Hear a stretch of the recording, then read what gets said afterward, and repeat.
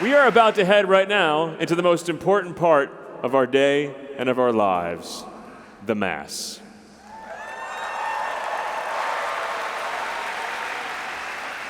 What's the big deal about Mass?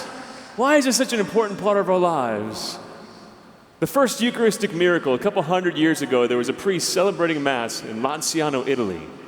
And he was holding the host in his hand as he consecrated it. Said, "This is my body." And he doubted. A miracle happened. A miracle happens at every Mass called transubstantiation. Say that word? Very good, children. The substance, the whatness, what it was changed. That happens at every Mass, right? It looks like bread, but it's not. It's Jesus. It's not bread with Jesus' spirit sprinkled in it. It's just Jesus, because he said, "This is my body." A miracle happened at this Mass called transformation. What it looked like changed. It looked like flesh started to bleed on the altar. He took this host, put it in a monstrance, which is that gold thing that we go to adoration with. You'll see that in the chapel. So you can look at Jesus in the Eucharist, he can look at you. A couple hundred years passed. The church commissioned an atheist scientist to study this host, to find out if it was the real deal or not. He found that it was flesh from a human heart. Blood type, AB positive. You know what that is? Universal recipient. We think that, we're receiving Jesus, but at Mass, he receives us. Found that there were healthy replicating cells in this heart, and that everything it took for a heart to function, every muscle, was present in this host. That scientist is now a Catholic. Duh.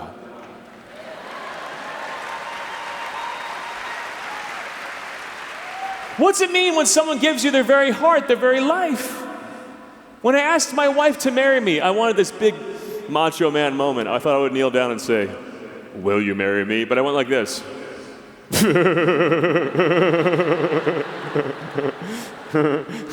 And she said yes. I was giving my very heart, my very life to her. What did I want in return? Some of us actually think God is content with taking little parts of our lives, one piece of our day, a World Youth Day trip. Guys, he gave us everything. At every Mass, we encounter that reality made present before us. And when someone gives you everything, all they want back is everything. Yeah, but there's this part of my head that's kind of messed up. Okay, remember the saying, your head is like a bad neighborhood, don't go in there alone.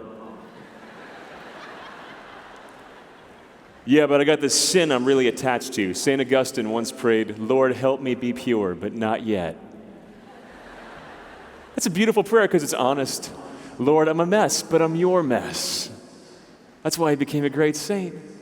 Yeah, but I got this church teaching I haven't figured out yet. Like you have to have it all figured out? Are you God? Yeah, but this, but that, but. His love for you is bigger than your butt. And that's Catholicism in one sentence. That's divine mercy in one sentence. Today, as you come to Mass, be mindful of the reality. We sometimes go to Mass and treat it like fine dining. The homily was stale, the music was too spicy.